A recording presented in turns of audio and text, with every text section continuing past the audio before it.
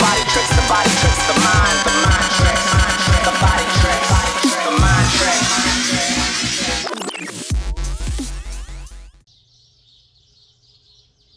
What's up, everybody? Bike Builder Bear in the house. Just gonna do another quick video. Gonna break down several things that should be done immediately to these clones, or looked over on these clones right when you buy them, and a couple of things that I recommend to do on pretty much any of these bikes to make them roadworthy and satisfying pretty much out the box. So I'm gonna break down this list. So, first thing out of the box, change that battery. The battery that comes in these will work, and they might even work for a time period that might seem like they're okay. Just change the battery, number one. The batteries that come in there here are cheap, low voltage, and will leave you stranded on the side of the road with problems. So number one, change the battery. Number two, change the handlebars. You don't have to get Pro Taper. You can get just about anything that works.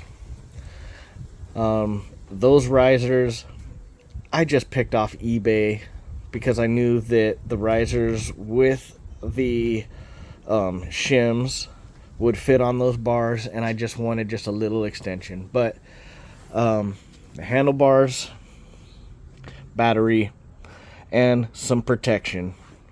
Automatic 3 safety things. These would be the immediate 3 that I would invest in. Is some bars, a battery, and some sliders. Those are foot pegs from a BMX bike, modified to fit. Those are actually sliders from a full-size motorcycle.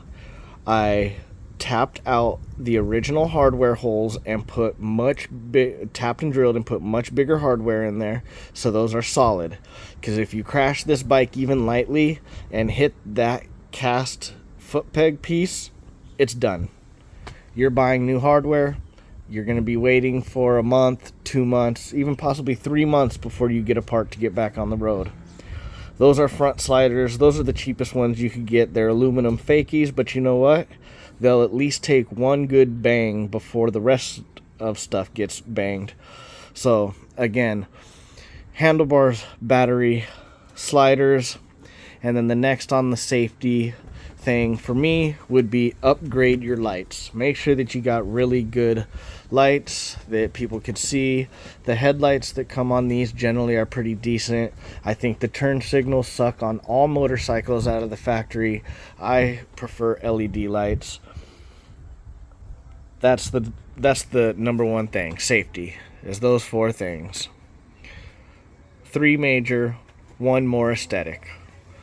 Battery, handlebars, sliders, and then of course the lights. The next issues that should immediately be addressed, and it doesn't matter what brand you go with, is the carburation and exhaust. Carburation and exhaust on these bike stock will keep them very underpowered and very unreliable. It is hard to source the parts out for all that tinkery stuff. I'm running a Mikuni. I'm gonna go to a Nibby in the future, but I'm running fine with this Mikuni and the opened up exhaust. Just those things will give you a 15 to 20 mile an hour speed difference. Okay, I recommend immediately buying a exhaust system, even if it's for the Grom and you have to cut the little head tube. If you have to modify part of this exhaust to fit to a Grom exhaust from 2016 to 2018, do it. Just get that catalytic converter off and get that big stock canister off.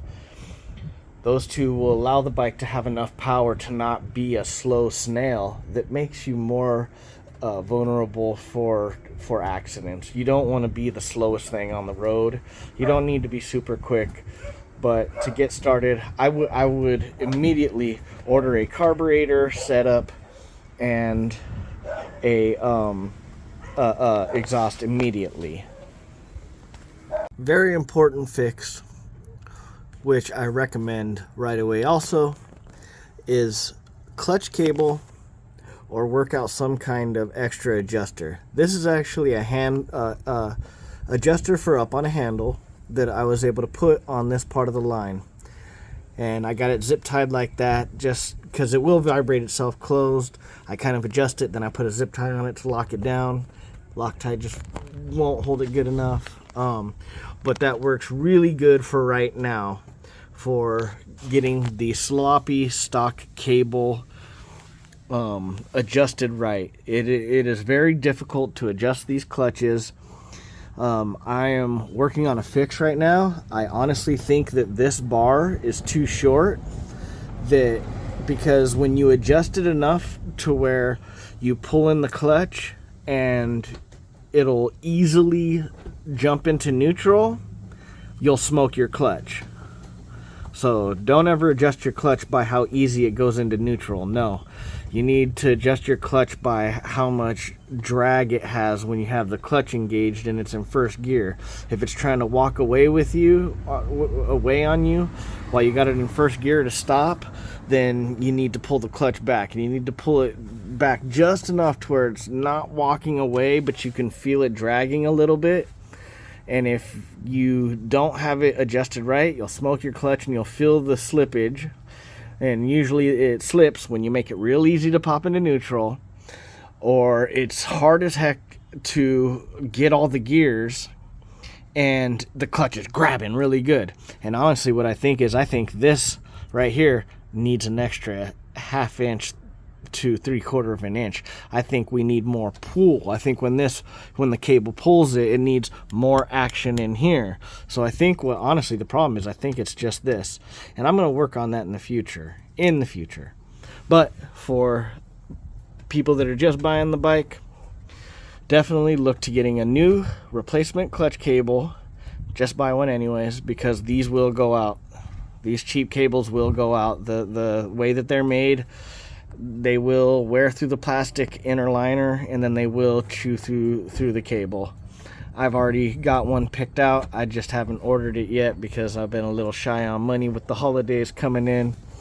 But definitely, this is a good tip for the newbies. This will get your clutch rocking and rolling if it's giving you trouble without buying a single part. Really, this is for more advanced riders, but this is recommended. If you got the ability, or you know someone with the ability, drill out these bolts, these mounting bolts, get 3/8 hardware, and then do the third motor mount. I've got a previous video on it. If you do the third motor mount, it eliminates 80% of vibration, makes the whole bike more sturdy, makes it feel more sturdy and rigid in turns. It makes it flex less when the suspension's compressing, and it just does wonders. But that's pretty much it. I recommend those things to do.